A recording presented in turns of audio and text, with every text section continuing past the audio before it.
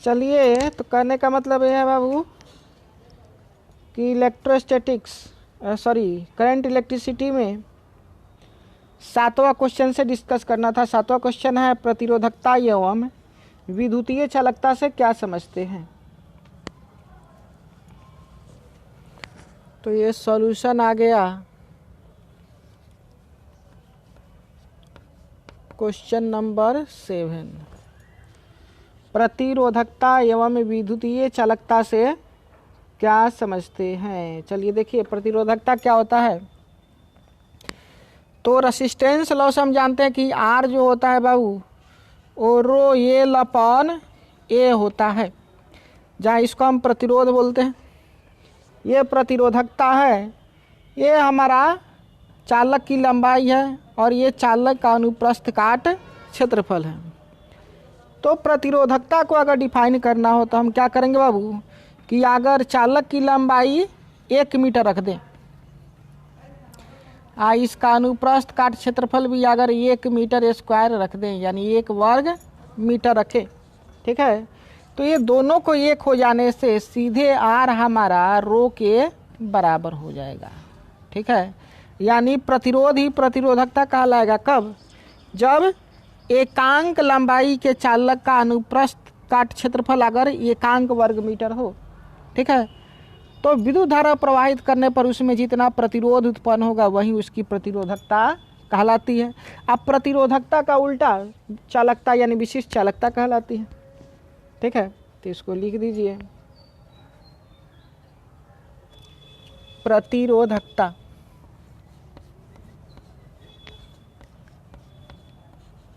प्रतिरोधकता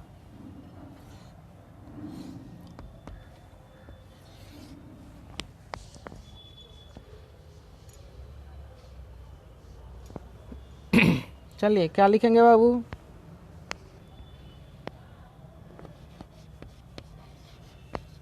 कि यदि किसी एकांक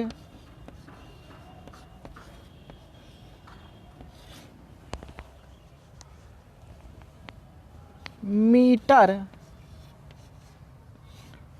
यदि किसी एकांक मीटर की लंबाई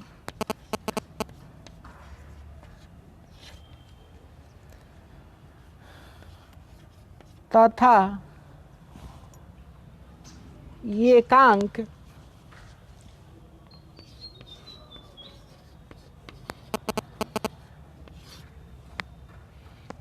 वर्ग मीटर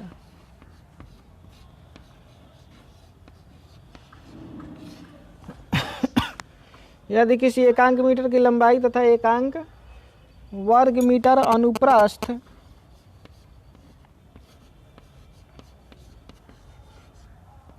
काट क्षेत्रफल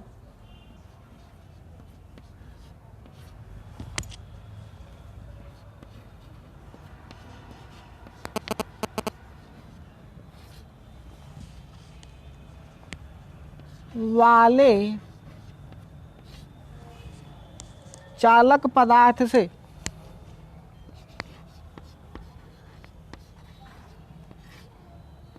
चालक पदार्थ से विद्युत धारा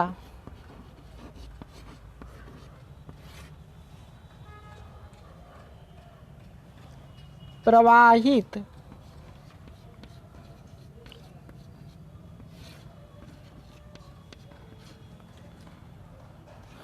हो रही हो तो चालक में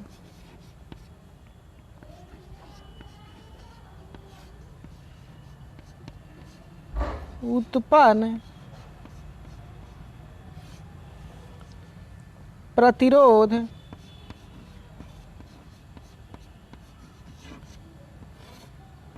प्रतिरोधकता कहलाती है।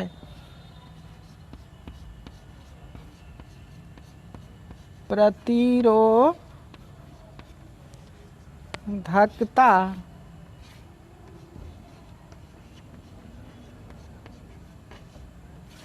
कहलाती है।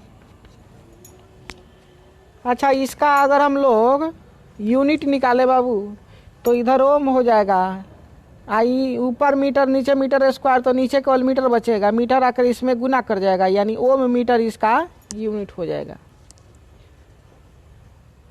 तो लिख देंगे इसे सामान्यतः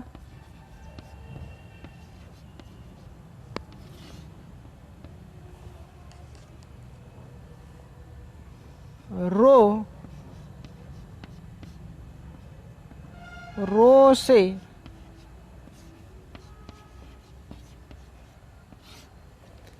सूचित किया जाता है।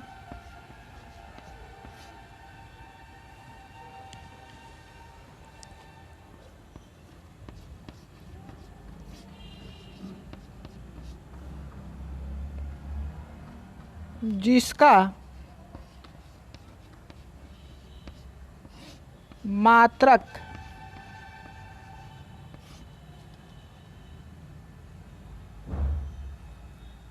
ओम मीटर होता है। तो ये प्रतिरोधकता हो गया। इसके बाद विद्युतीय चालकता, नहीं जी, मन कर तो फॉर्मूला भी लिख सकते हैं। तो अर्थात में रो बराबर क्या हो गया बाबू, रो बराबर आर ए अपॉन एल हो जाएगा। अब इसके बाद हमारा आ गया विद्युत चालकता।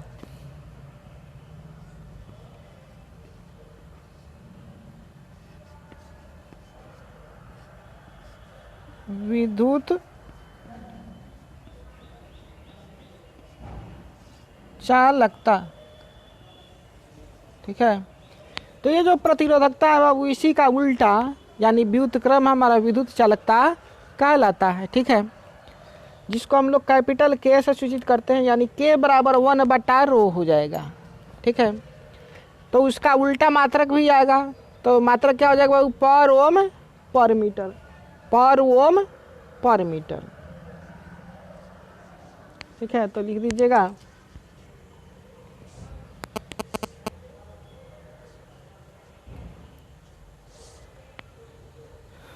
कि प्रतिरोधकता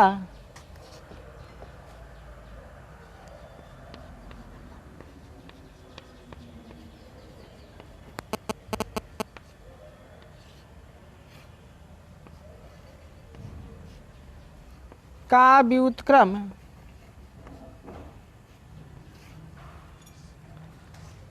चालकता कहलाता है।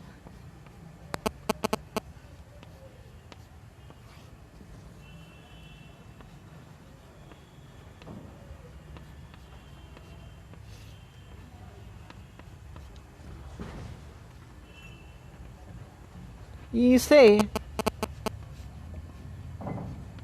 कैपिटल के से सूचित करते हैं।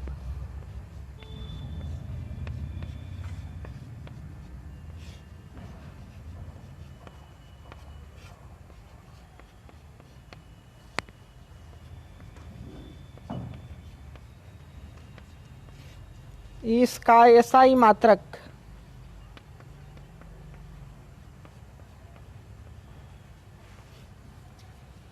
पर ओम पर मीटर होता है, अर्थात के बराबर 1/रो, रो का मान है आर ए बटा एल है, यानी एल बटा आर ए हो जाएगा, ठीक है। तो ये क्वेश्चन नंबर 7 का सॉल्यूशन है बाबू। इसके बाद हम लोग क्वेश्चन नंबर 8 देखेंगे। इसको फटाक से पहले उतार लीजिए।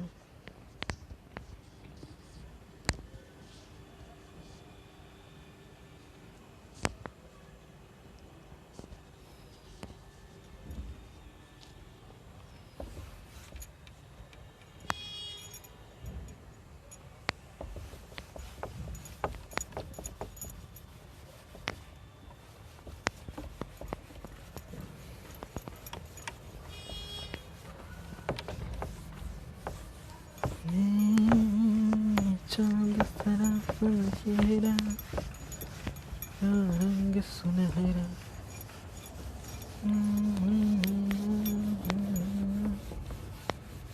तारीफ करूं क्या उसकी जिसने तुम्हें बनाया। ओमीय चालक से क्या समझते हैं?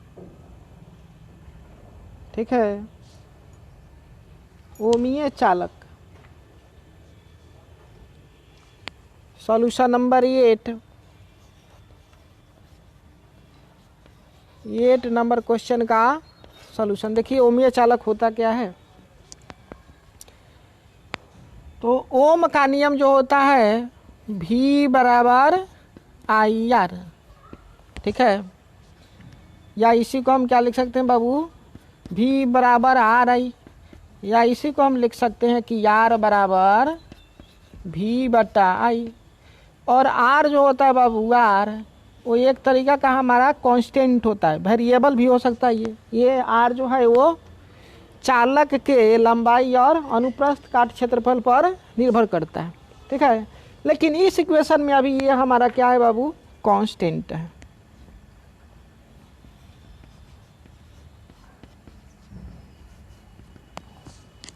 ठीक है,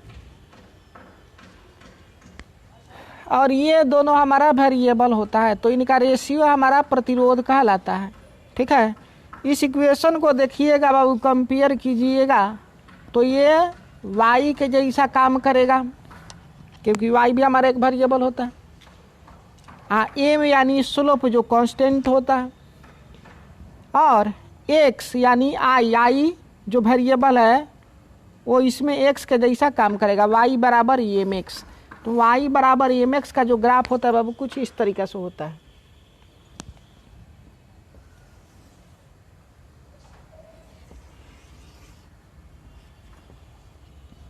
ये y का और ये x का, ठीक है, और y बराबर mx का ग्राफ ओरिजिन से स्टार्ट होता है, नहीं जी, यानी ओरिजिन से पास होगा,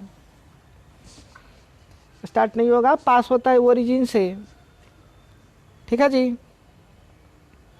वाई एक्स एक्सिस पर ओरिजिन से पास होता है, और ये जो थीटा है, ये थीटा का tan वैल्यू लीजिएगा, tan थीटा, तो ये हमको स्लोप m का वैल्यू देता है।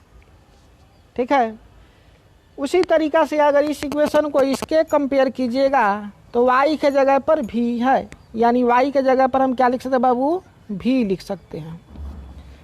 ix के जगह पर i लिख सकते हैं, im के जगह पर r लिख सकते हैं।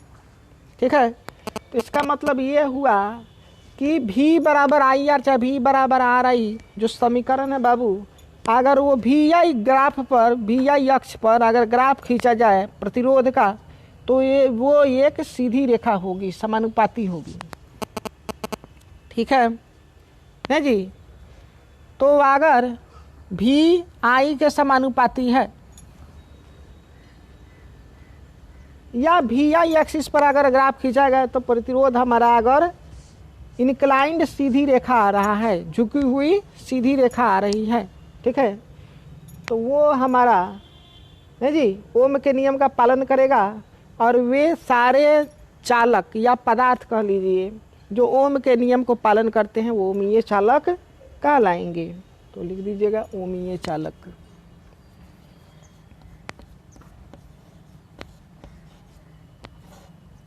ओमीय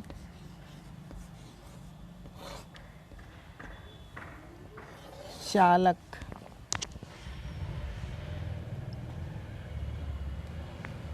ये क्या हो गया बाबू,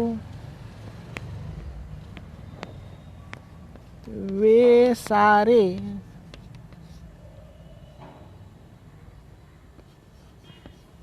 चालक पदार्थ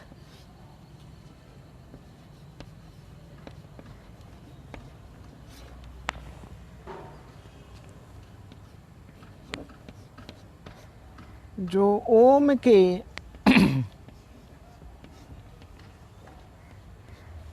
नियम का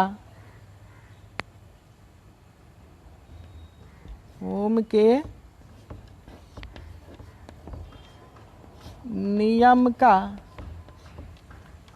पालन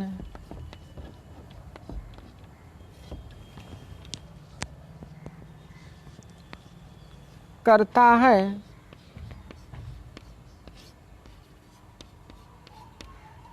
अर्थात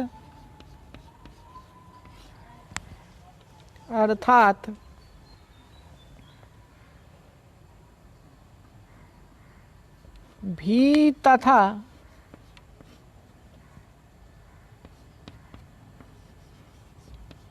आई अक्ष पर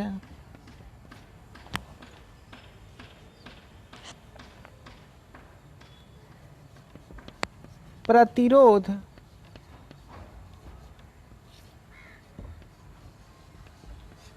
का आलेख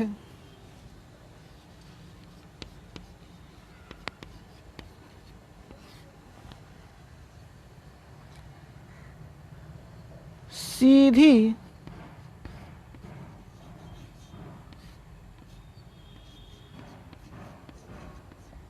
रेखा जो किसी कोण पर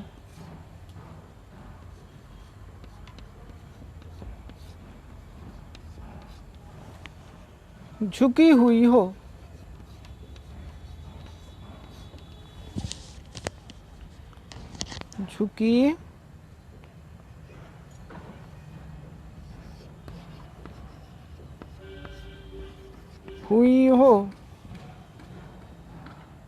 ओमिए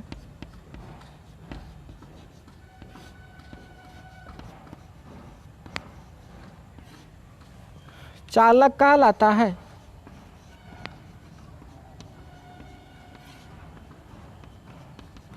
ये रफ वर्क है, इसको दिखाने की कोई ज़रूरत नहीं है, केवल इसको लिख दीजिएगा और इसको लिख दीजिएगा, ठीक है जी। यानी भी और आई का रिलेशन समानुपातिक होंगे।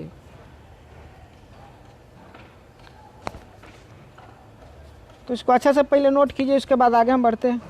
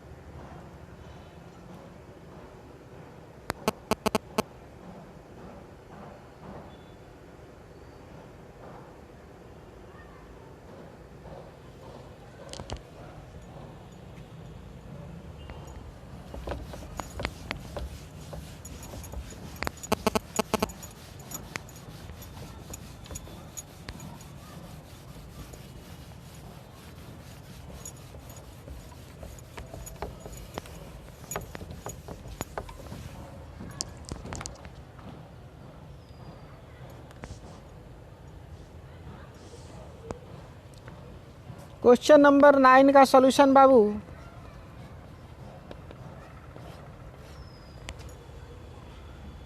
ओम के नियम की सीमाएं क्या है, ठीक है। तो ओम के नियम की सीमाएं क्या है बाबू? तो देखिए कि एक इसमें हम लोग चालक लेते हैं, ठीक है, और इस चालक को एक बाह्य विद्युत वाहक बल यानी बैटरी से जोड़ देते हैं, जिसका विभवांतर ये पोटेंशियल डिफरेंस भी है, ये प्लस ये माइनस, ठीक है। इसमें से प्रवाहित होने वाली धारा आई और इसमें प्रतिरोध आर उत्पन्न हो जाता है। तो ये आर आई को जब हम आपस में गुना करते हैं तो ये भी के बराबर हो जाता है, ठीक है जी। अब देखिए छात्र, कहने का मतलब क्या है बाबू कि जैसे जैसे भी हम बढ़ाते हैं तैसे तैसे हमारा आई भी बढ़ता है, यानी भी आई के समानुपाती होता है, या आई भी के भी कह सकते हैं कि आई भी के हमारा समानुपाती, क्योंकि आई किस पर डिपेंड कर रहा है? भी पर। तो भी को बढ़ाइएगा तो आई बढ़ेगा, यानी आई बढ़ने का कारण भी के बढ़ना हुआ है, यानी आई भी के समानुपाती हो गया, ठीक है। लेकिन ये कब? तो एक फिक्स टेम्परेचर पर, ठीक है। टेम्परेचर कैसा रहना चाहिए बाबू? कांस्टेंट रहना चाहिए, बदलना नहीं रहना चाहिए, ठीक है, नहीं तो एक ही वोल्टेज रखिएगा और टेम्परेचर लगातार वैरी करते रहेगा तो हम देखते हैं कि अगर ये चालक है तो इसका प्रतिरोध कभी बढ़ जाता है कभी घट जाता है, टेम्परेचर के बढ़ाने से बढ़ता है, घटाने से घटता है। ठीक है, तो प्रभाव हमारा विद्युत धारा पर पड़ता है। अगर ये प्रतिरोध बढ़ जाएगा तो विद्युत धारा घट जाती है, और प्रतिरोध घट जाएगा तो विद्युत धारा बढ़ जाती है। ठीक है, इसीलिए ओम के नियम में हम क्या करते हैं कि इसका प्रभाव भी का प्रभाव आई पर देखते हैं। ठीक है, और इसके लिए हम चाहते हैं कि कोई भी फिनोमेना, कोई भी फैक्टर इसको इफेक्ट नहीं करे, और इफेक्ट करने वाला जो फैक्टर है वो कांस्टेंट है, इसीलिए टेम्परेचर को हम लोग नियत रख देते हैं, फिक्स रख देते हैं, यानी उसका तापमान कभी बदलना नहीं चाहिए। और तापमान बदलता कैसे है, तो तापमान बहुत सारे फैक्टर से बदल सकता है, प्रेशर से, वॉल्यूम से, इस तरीके से अपना बदलते रहता है जी। तो इसीलिए कोई भी फिजिकल फेनोमेना जो टेम्परेचर को चेंज करे उसको हम लोग नहीं होने देते, यानी टेम्परेचर को कांस्टेंट रखते हैं। तो ओम के नियम की सीमाएं क्या हो गई बाबू, कि पहला सीमा तो ये हो गया कि टेम्परेचर हमारा फिक्स रहेगा, यानी फिजिकल फेनोमेना यहाँ पर वो सारे नहीं होने चाहिए जो टेम्परेचर को बदले। और दूसरा क्या देखते हैं कि V बराबर IR होता है, नहीं जी। तो दूसरा ये है बाबू कि ऐसा पदार्थ लेना चाहिए जो ओमीय हो, यानी इस रिलेशन को सेटिस्फाइड करे। ठीक है, यानी जब टेम्परेचर कांस्टेंट हो तो V के बढ़ाने से I बढ़े।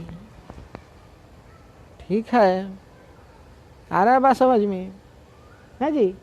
तो ये दो इम्पोर्टेंट कंडीशन है, काफ़ी हो गया ये, बाकी और सभी कंडीशन रहता है। ठीक है, कि V के बढ़ाने से I बढ़े, R क्यों ना बढ़ना चाहिए ना घटना चाहिए बाबू, नहीं जी। तो R को बढ़ने या घटने का कारण तो एक टेम्परेचर हो गया, दूसरा ये जो चालक है, ये चालक का क्रॉस सेक्शनल एरिया भी और इसका लेंथ भी R को घटा या बढ़ा सकता है। ठीक है, यानी पदार्थ जो है, जो चालक यहाँ पर हम लगाएंगे, उसकी आकार, आकृति, उसकी लंबाई, चौड़ाई, ऊंचाई, सब में कोई परिवर्तन नहीं होनी चाहिए। ठीक है, तो ये सब को लिख लीजिए। तो ओम के नियम की सीमाएं,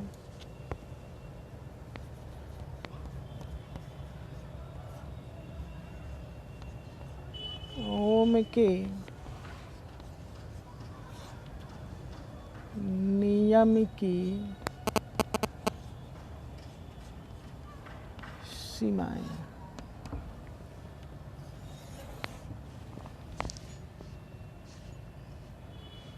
चलिए, पहला सीमा क्या आ गया बाबू,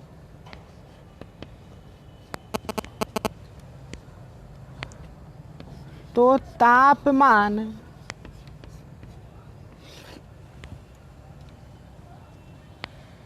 नियत रहनी चाहिए, नियत रहनी चाहिए।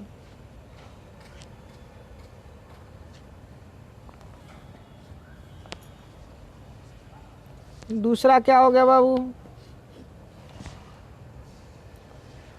कि चालक की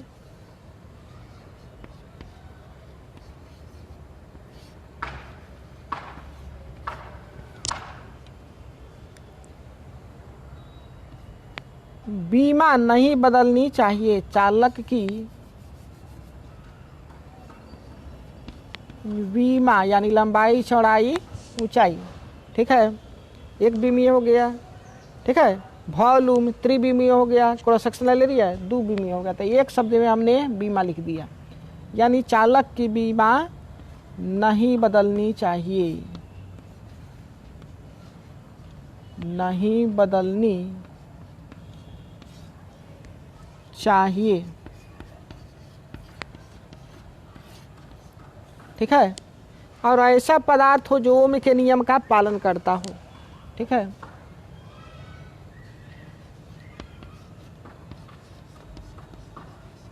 तो चालकीय पदार्थ को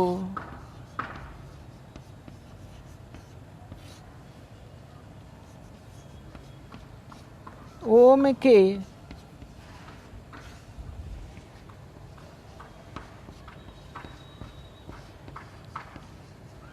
नियम की पालन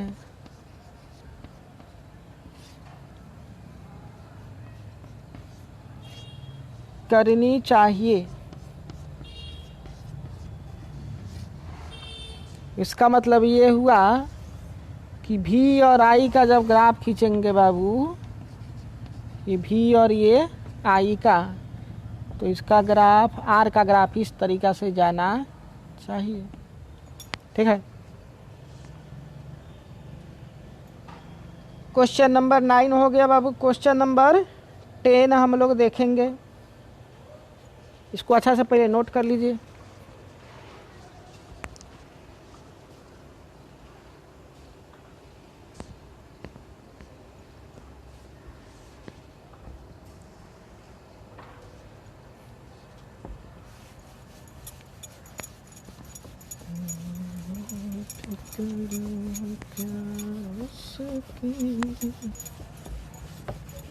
जिसने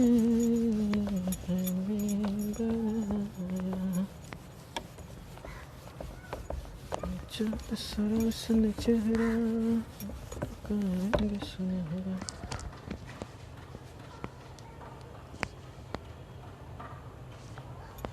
क्वेश्चन नंबर 10 का सॉल्यूशन बोल रहा है विद्युतीय शक्ति क्या है जी। अब देखिए, मान लीजिए हमारा विद्युतीय परिपथ है बाबू, और यहाँ पर ये एक बैटरी लगी है। तो ये मान लीजिए जो प्रतिरोध है यहाँ पर बॉल ही है।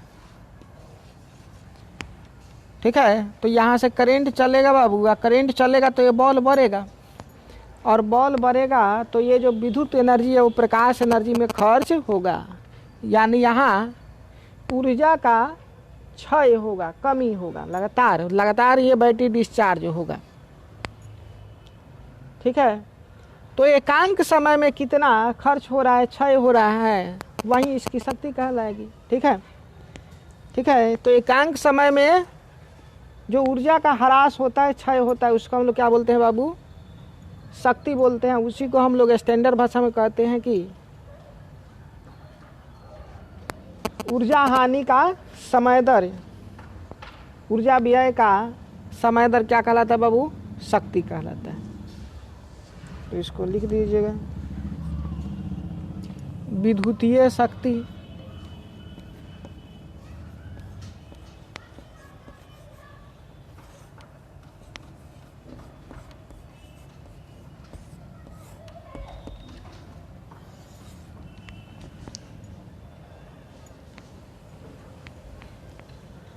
किसी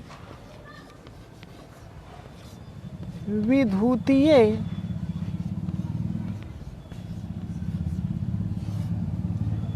परिपथ में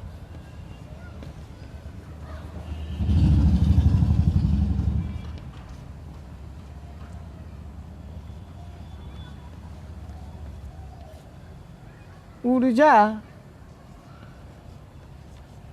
व्यय की दर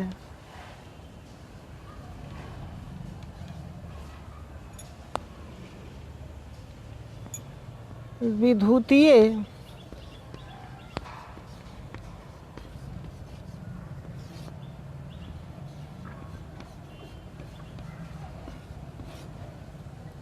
शक्ति कहलाता है।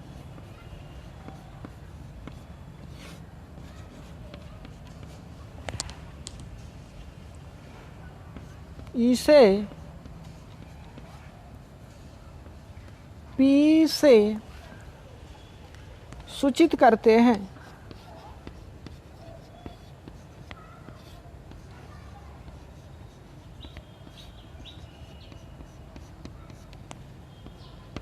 अर्थात P बराबर क्या हो जाएगा बाबू, नहीं जी, तो एनर्जी लॉस बाई टाइम। आइए हम लोग जानते हैं क्या कितना होता है जी। तो एनर्जी जो होता है बाबू Q इंटू भी हो जाता है, Q इंटू भी by T. Q by T को हम लोग I बोलते हैं, यानी I इंटू भी, यानी P बराबर क्या हो गया बाबू, भी आई। ये हमारा विद्युतीय शक्ति का एक्सप्रेशन आ गया। ठीक है, चलिए इसका मात्रक भी लिख देते हैं। इसका मात्रक, इसका एसआई मात्रक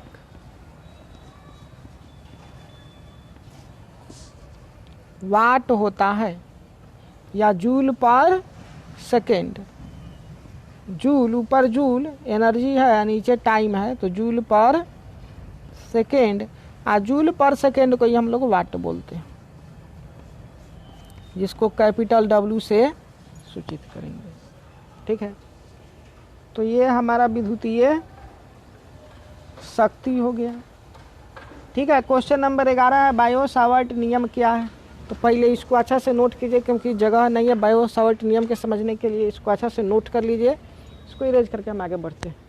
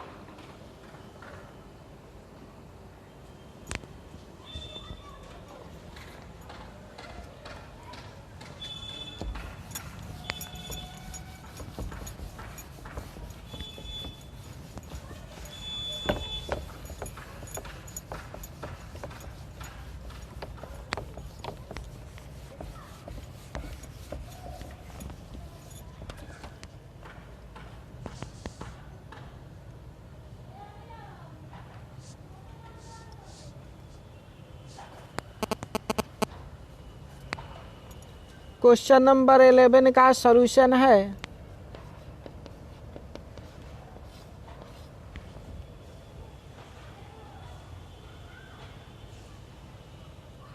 बियो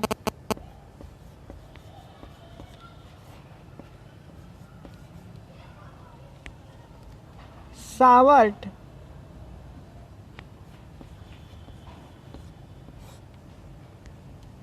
नियम क्या है।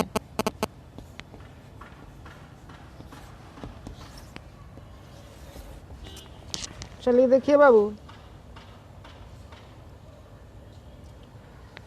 तो एक नहीं दो साइंटिस्ट हुए।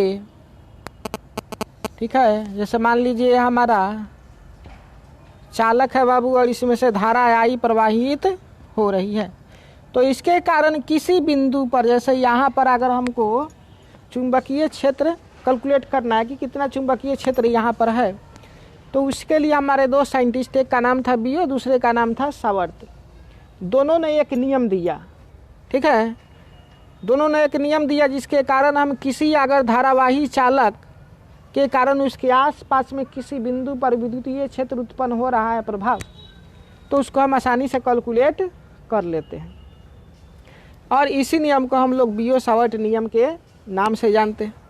तो उन्होंने क्या कहा बाबू कि यहाँ के लिए एकदम पॉइंट के आकार का, बिंदु के आकार का ये लंबाई काट लीजिए। ठीक है, यानी बहुत छोटा को डी से, और लंबाई है तो एल से। ठीक है, तो इसके कारण यहाँ पर कितना मैग्नेटिक फील्ड होगा बी, ये हमको निकालना हो तो कैसे निकालेंगे। तो उनका कहना था कि ये दूरी आप आर मान लीजिए। ठीक है, इसके साथ ये जो डीएल लंबाई है, इसके साथ ये मान लीजिए थीटा कोण बना रहा है। तो ये दोनों वैज्ञानिक का कहना था बाबू, ठीक है, कि चालक से जितना ज़्यादा धारा प्रवाहित होगी, यहाँ पर उत्पन्न होने वाला चुंबकीय क्षेत्र उतना ही ज़्यादा होगा। फिर क्या कहना था इनका कि चालक की लंबाई जैसे जैसे बढ़ती जाएगी, ठीक है, विद्युत क्षेत्र यहाँ पर उत्पन्न होने वाला भी बढ़ते चला जाएगा। और दूरी अगर बढ़ेगी तो विद्युत क्षेत्र घटेगा। किस तरीका से घटेगा? तो दूरी के वर्ग के समानुपात, व्युत्क्रमानुपाती। ठीक है। और इनका ये भी कहना था बाबू कि यहाँ का चुंबकीय क्षेत्र ये कोण पर भी निर्भर करेंगे। और कोण के कैसा निर्भर करेंगे बाबू? तो साइन के समानुपाती। ठीक है। तो इसी चीज़ को लिख दीजिए कि बियो और सावर्ट ने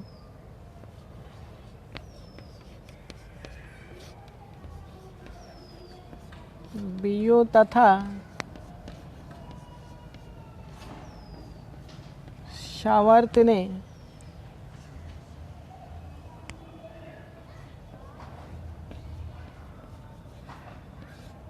किसी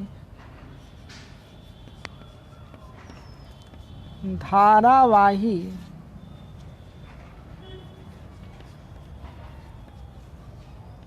चालक के कारण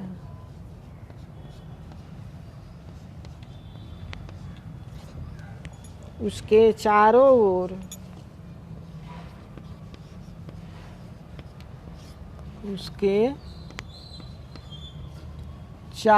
ओर किसी बिंदु पर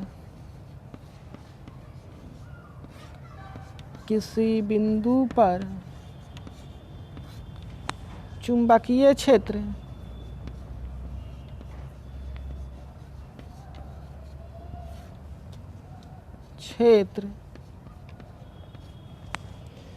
निकालने का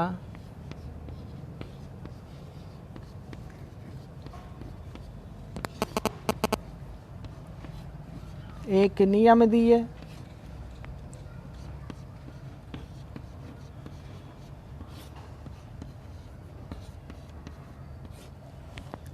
जिसे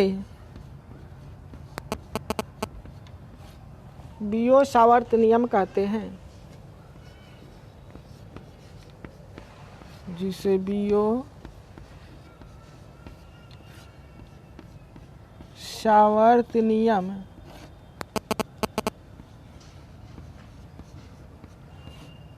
कहते हैं, जो निम्न है।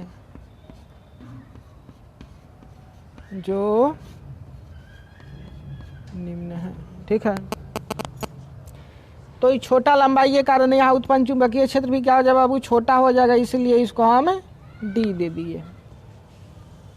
तो इनका क्या क्या करना था उसको लिख लीजिए। चलिए, इनका क्या करना था बाबू कि जो डीबी उत्पन्न होगा, डीबी वो समानुपाती होगा किसके? आई के। फिर डीवी समानुपाती होगा किसके? डीएल के। फिर डीबी समानुपाती होगा किसके? साइन थीटा के। फिर डीबी समानुपाती होगा किसके? तो दूरी के उल्टा के समानुपाती, या इसी को कह सकते हैं कि दूरी के वर्ग के व्युत्क्रमानुपाती। ठीक है। अब इस सब को मिलाइए पर सबको मिला दीजिएगा, यानी सब को मिलाने पर सबको मिलाइएगा तो डीबी क्या हो जाए बाबू? तो डीबी प्रोपोर्शनल हो जाएगा I D L sine theta बटा आर स्क्वायर। अब देखिए, ऐसे यहाँ पर ये कहना उचित नहीं है, लेकिन समझ जाइए, ज़्यादा नॉलेज के लिए बता दे रहे हैं। देखिए, आई डी एल को हम लोग करेंट एलिमेंट बोलते हैं। क्या बोलते हैं जी? करेंट एलिमेंट, धारा अल्पांश बोलते हैं, क्योंकि इसी अल्प अंश में ये जो तार का अंश है, लंबाई है, उसमें जो धारा आई बह रहा है, उसके कारण हमने विद्युत क्षेत्र यहाँ पर जो उत्पन्न हो रहा है समानुपाती, उसको निकाला है। तो ये अल्प अंश में धारा बह रहा है, इसलिए इसको धारा अल्पांश बोलेंगे, करेंट एलिमेंट बोलेंगे आईडीएल को। ठीक है। अब देखिए, लेकिन इसको हम लोग क्या करेंगे बाबू? समीकरण में डालेंगे, क्योंकि बिना समीकरण का ये वैल्यू नहीं निकलेगा। ठीक है। हम लोग इतना कर सकते हैं कि केवल इसके सहारे से ये कितना गुना बढ़ेगा या कितना गुना घटेगा उसको निकाल सकते हैं, लेकिन एग्जैक्ट वैल्यू इसका कैलकुलेशन हम नहीं कर सकते। इसलिए इक्वेशन में बदलने के लिए हम क्या करेंगे कि एक कांस्टेंट लाएंगे के और I D L sine theta बटा आर स्क्वायर हो जाएगा। अब के का वैल्यू हम लोग एक्सपेरिमेंट से म्यू हवा के लिए म्यू नॉट बाई 4 पाई देते हैं, जिसका वैल्यू कितना हो जाता है बाबू 10 के पावर -7 हेनरी पर मीटर। ठीक है जी।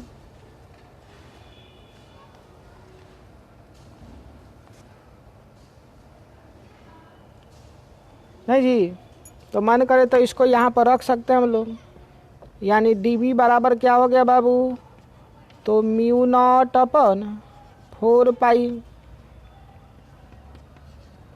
I D L sine theta बटा आर स्क्वायर। अब ये देखिए छोटे लंबाई का हमारा गणितीय व्यंजक निकल आया। ठीक है, तो छोटा लंबाई का अगर निकल आया तो टोटल लंबाई के निकालने के लिए क्या करेंगे बाबू, तो सबको हम इंटीग्रेट कर देंगे यहाँ से लेकर के यहाँ तक, तो टोटल चुंबकीय क्षेत्र निकल जाएगा। छोटा का निकल गया तो बड़ा का निकालना हमारे लिए इजी हो जाता है। तो ये आपका बियो सावर्ट का नियम हो गया।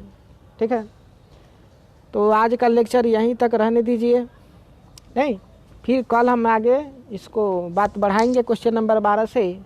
तब तक के लिए पढ़ते रहिए, रिवीजन करते रहिए, और जो आपका दोस्त जो हमारे यहाँ नहीं भी पढ़े हैं उनको ही बताइए कि यहाँ से अगर उनको फ़ायदा मिले तो फ़ायदा उठाए। तब तक के लिए बाय बाय।